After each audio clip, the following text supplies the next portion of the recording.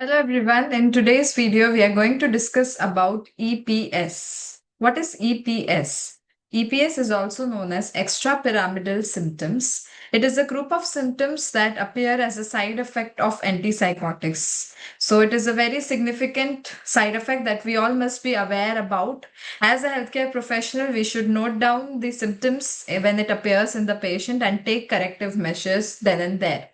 So, EPS is a syndrome of movement dysfunction. That is, there is some problem in the movements. It is caused by antipsychotics. It can occur because of typical antipsychotics as well as atypical antipsychotics. But it is more common or more prominent with typical antipsychotics and more severe with typical antipsychotics as compared to atypical.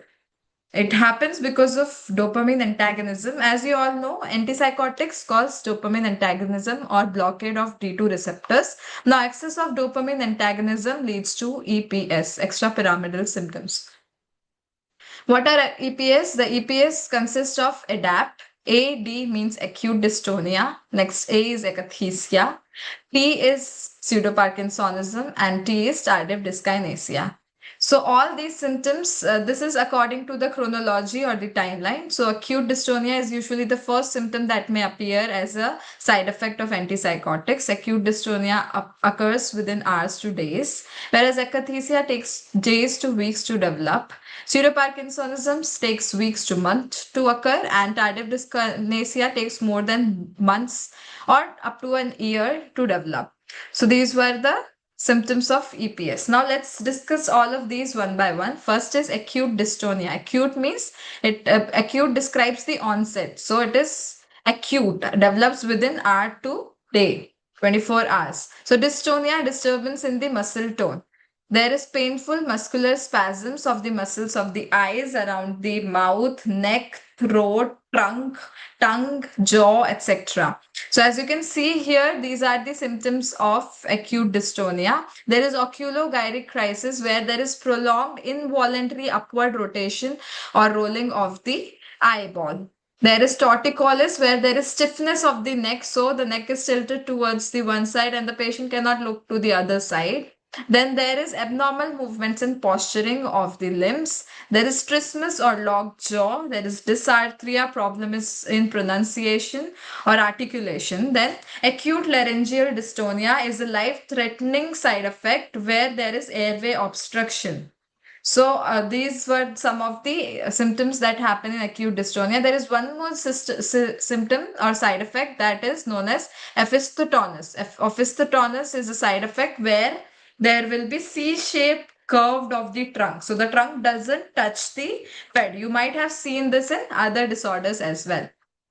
Next symptom of EPS is akathisia. Akathisia is a subjective feeling of motor restlessness. Now imagine a patient who is feeling motor restlessness. So the patient will be getting up again and again, moving here and there. The patient will not be able to hold a conversation. There will be pacing, inability to sit still. The patient will be restless, agitated, and need to move, rock, or pace. And the patient keeps on crossing leg, tapping, etc. etc. So that is akathisia. The next symptom that happens is pseudo-Parkinsonism. Why the term pseudo? Because it is drug-induced or antipsychotic induced, and Parkinsonism because there are Parkinson-like symptoms. Okay, so the triad of Parkinson's include rigidity, tremors, and bradykinesia. So these three symptoms will be present in the patient. You know, pill rolling tremors are very common with Parkinsonism. There is rigidity around the wrist and the arms, and there is bradykinesia. Kinesia means movement and brady means slow. So there will be slow movement. The patient will take a lot of time to get up, to move. The patient will have a stooped posture, mask like face, shuffling gait as if the patient is going to fall, and siolaria, excessive salivation. So these are the symptoms or classical representation of a patient with pseudo Parkinsonism. So this was the third symptom or third side effect under EPS. Next is tardive dyskinesia. Tardive, the term tardive means chronic, and dyskinesia means there is some disturbance in the movement, in execution of the movement or in the muscle movement. So what happens here is there are some repetitive involuntary movement around the orofacial muscles. So these movements or these contractions are repetitive, involuntary, rhythmic muscle contraction and muscle movement. So they will make a mouth like you do for your selfies, a pout, pout, or repetitively swallowing, or putting the tongue out. So it affects the orofacial muscles, causing difficulty in swallowing, chewing, talking, etc. So this is also known as rabbit mouth syndrome. This was the last symptom that comes under the EPS. So acute dystonia, akathisia, pseudoparkinsonism, and tardive dyskinesia. That was all about EPS, and in my next video we are going to discuss about the management of EPS. Now if your patient develops EPS, what you are going to do about it. That's all for my video. Bye bye.